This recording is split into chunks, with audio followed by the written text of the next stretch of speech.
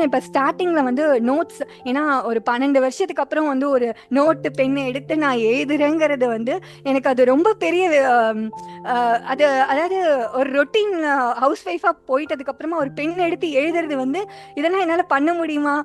அதுவும் ரேகா மேம் வேறு சொன்னாங்க, இந்த வருஷம் ஃபுல்லாக நீங்கள் நம்ம எல்லாரும் சேர்ந்து தான் ட்ராவல் பண்ண போகிறோம். நாங்கள் எனக்கு ஐயோ 2 மாதம் தானே சொன்னாங்க, சரி 3 மாதம் கூட ஓகே, இந்த வருஷம் ஃபுல்லாக ட்ராவல் பண்ணுவாங்க ஒரு தாட் போயிட்டே இருந்தது.